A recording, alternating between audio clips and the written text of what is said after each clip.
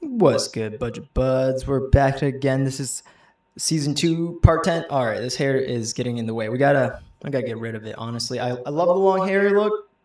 It's fun, but we gotta get rid of it. All right, that's my mustache. Wrong one. Wrong one. Wrong one. Let's try it again. Glasses? Where are my glasses? Where'd my hair go? They took a little bit too much off. But hey, let's get in the video. Sorry, friends, forgot to film it, but I'm pulling off all the fan leaves for the sugar cane because she was getting a little bit too bushy. And I just wanted to be able to see some of her lower bud sites again. Like, this fan leaf should probably go. Like, I've said this before, but generally speaking, if I see the petiole, which is this little stem to a leaf, if it's turned purple, like most of these have, I'll remove them. Like, at that point, if I see it turn purple, I'll remove them. If they're nice and like light green, like most of these are, like that, all these light green ones, they still got plenty of time to grow. So if I see purple on it, especially if the stem's thick, the petiole's thick and it's purple, I'll remove it. And pretty much all those fan leaves aren't necessary for the plant for growing cannabis.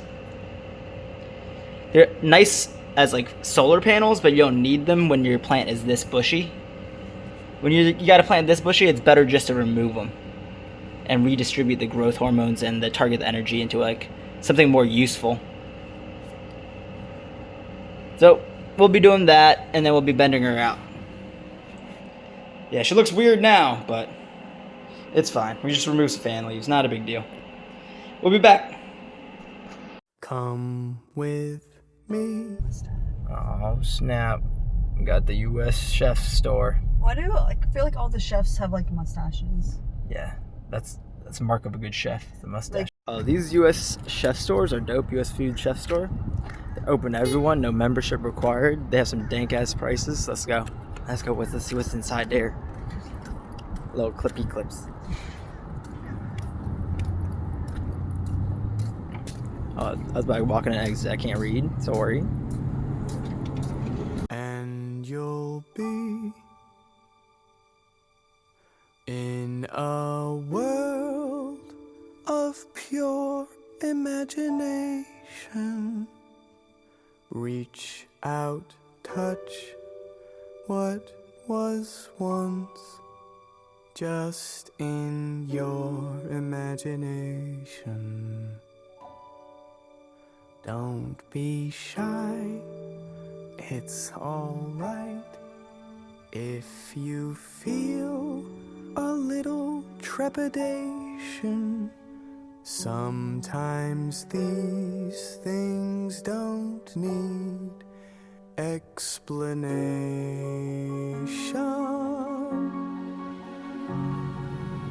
If you want to view paradise, simply look at them and view it.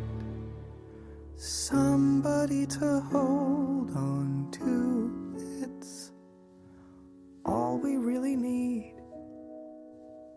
Nothing else to it. When you need heavy duty dukes.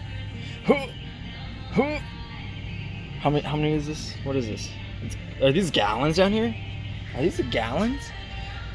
Yeah, 4 1 gallons, dude. What the flip?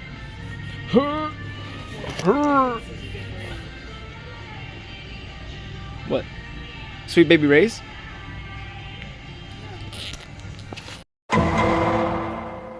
Alrighty, budget fam, we're back at it yet again. Here's the sad looking landrace over here.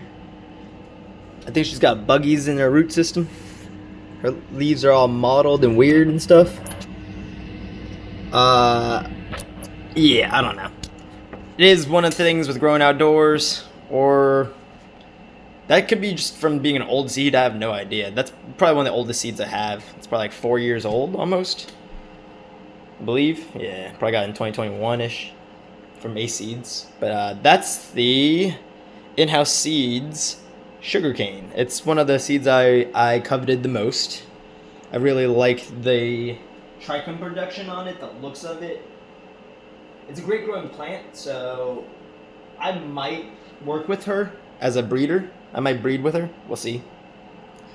The plant on the right, this monster of a plant, is the Speedrun Seeds Mystery Bean. But I think it's a fruit feel, if you've ever done Speedrun Seeds. It looks somewhat like the fruit feel. It's got like the purple of it. It smells a little fruity, got a little gas to it. I think my friend grew a couple of these out. They're good. They're good. I think his hermed, so he got seeds in his. But mine's looking good so far at this point. We'll see how it goes. She's putting on quite a bit of weight, and if you're probably like your normal grower, your standard grower, you're probably gonna look at this and be like, wow, that's really yellowed out. This is kind of how I like to grow. Let me try to explain it. When you look at a nug, if you grow with high levels of nitrogen, if your balance of nitrogen is higher or equal to your potassium, it grows very leafy. What I'm doing right now is I'm pulling back the nitrogen as much as I can, which can cause it to get crispy from like other things like being too dry, because it's a bit dry right now. Let me show you how dry it is down here. She drinks way too much. Yeah, like that's all dry there. But probably shouldn't have that dry. Gotta water her. Kind of forgot. Things happen. But I try to take out as much nitrogen as possible, and now I'm going to be filling her up with as much potassium as possible, while blasting her with PPFD around 800, 900 at least, minimum. If you get it up to like 1,000, that'd be great. Nothing over like 1,200. 1,200 means like you really need like CO2 supplementation or something. But she's gonna bulk out a lot more over the next like week or two. I'm gonna just keep her going with no more organic amendments. It's just gonna be this, which is some humic acid, which is a 004, and a little smidge of CalMag. That's what I'll be feeding her until she's done. But yeah, little gallon, pretty big plant. She's drinking through all of that within a day, easily. I need to either increase my watering schedule frequency, so I have to water more than once, or I'm gonna have to increase the amount, and I don't think it holds the amount. Like, I'm fully saturating the medium. The medium is getting the entire gallon, and there's only like, I think that's a 2.5 gallon or 3 gallon fabric pot. I think those are 3 gallon fabric pots. So that would be 33% saturated, which is a really, really, really saturated. It's assuming 0% saturation right now. So yeah, I pretty much get it to as wet as it can possibly get, but she's still drinking through all of it within a day. I don't know. I would suggest not growing plants that are too big if you can. Like, I would suggest keeping them like this big. This big's good. This is good for everyone. Even though this is so sad. I don't know what weird buggies I got. I think they're root borers or like russet mites or broad mites or something. I got lettuce leaves down there. These are all lettuce. I have a lettuce plant outside. He just populated everybody's containers. But we gotta do something about her. She's too healthy, and if I keep growing her, she's gonna get too big. So I'm gonna do like a defol. I gotta do another training session just to keep the leaves healthy. I don't even know. I don't want any of this weird stuff happening to her. That's weird. That's really weird, right? So we're gonna figure that out. I've fed some Captain Jack's dead bugs to hopefully get rid of the mites. I don't know if it's mites or not. I can't tell if the new growth's any better. I don't think it is. The new growth's like about the same. That's pretty fucked right there. Alright. So there we are, friends. You guys got to see some of the nuggies. Nug. I don't prefer nugs that are too giant. If they're too big, they start getting problems like mold and other issues. Oh yeah, forgot. Let me show you the fasciation nug. Where is he at? There he at. The guy that got a mohawk. Nug with fasciation. So you see all the leaves kind of come out of it in a weird, like, jagged pattern. And then you got like a little weird mohawk in the middle that like doesn't really mature at the same rate as everybody else. Let me give you a good zoom in on the mohawk. Do you see that mohawk that's white right there? Yeah, that's weird. Because every other nug is normal, except for this guy. I forgot to hit record, but I removed all the fan leaves from this. All I did was I went down and popped off anything that had the purple petiole that I've talked to you about. This little purple petiole. You look at the top of the stem. That right there. That purpleness. Let me know that those leaves were old enough for me to remove without damaging the plant too much. As leaves age, their efficiency and photosynthesis decreases.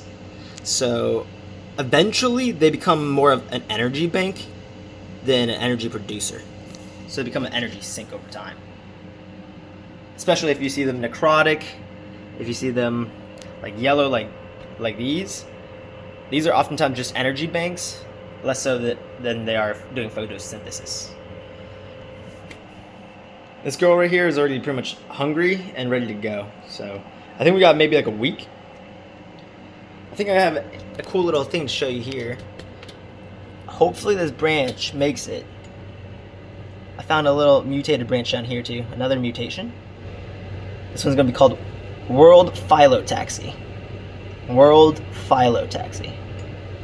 It's going to come out, instead of having 2 lateral side branches, it's going to have 3 or more. You'll see. It's twisted, so like most of these branches, when you look at a branch, you'll see the main branch, and then off to the side you'll see 2, either they're offset or they're together. So as they flower, oftentimes they become offset, and these little pairings of fan leaves no longer stay together. But when they're early on in veg, they stay together. See that pairing where they're exactly on the same side as each other? They don't alternate. As you see here, they begin alternating when you go into flower, or as you age. Boop. It's pretty cool. Deuce. You guys enjoy? I'll see you guys later. Alrighty fam, we're gonna probably have to head out on this one. It's not much more to say. She's just going to be cruising through flower. I'm going to be doing maybe a defol where all the leaves overlap each other's nugs. I'll probably do one final defol at some point. I've shown you a few times the fasciated bud. Here she is again. There's another little peek at her. I hope you guys enjoyed. I think this is the only section that I did well. But that's because I got sus. And I saw like something that looked like powdery mildew. And I was like, nah, fam. Nah, fam. But looks good now. I gotta do the same thing for the rest of the plant to make sure she's Gucci. But deuce, homies. I'll see you after vacation. Alrighty, budget fam. It's June 14th. It's about to be Father's Day. I gotta go visit the fam. This is gonna be the last look at these nugs before I harvested a lot of those. We just left a very few nugs down there, honestly. But I just wanted to showcase how I keep the nugs. Most of the nugs are with their little sugar leaves and a few fan leaves covering it. And that helps protect the nug and keep it a little bit moist and nice. I don't do perfect trim. Whenever I want to blaze, I'll just take a nug and I'll remove the fan leaves off of it like that. Something like that before I blaze it. But generally I keep it somewhat covered in fan leaves and not a perfect trim, because you're not trying to sell these, you're just trying to smoke them. But it's gonna be the last time we'll see these. I'll probably end up cooking them in a video when I get back.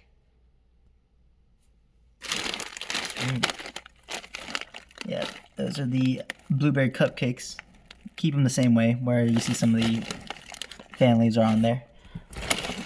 I have very little gummy bears left. It was so delicious. I think I have a big bag of the GMO here. This is the GMO. She's probably the least pretty of the nugs. She looks just like normal bud that you get from like a dispo or something. Just some basic O nugs. Everybody else is like shiny AF.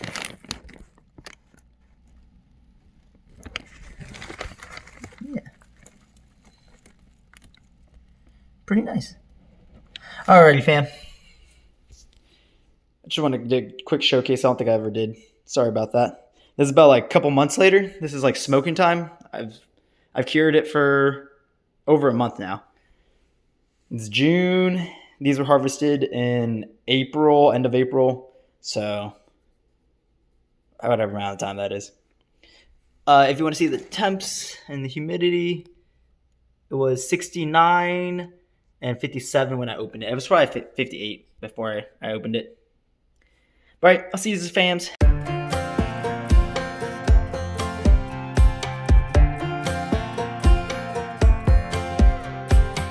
Last time we talked, you had nothing to say. You chose to walk, give what we had away. I hope you get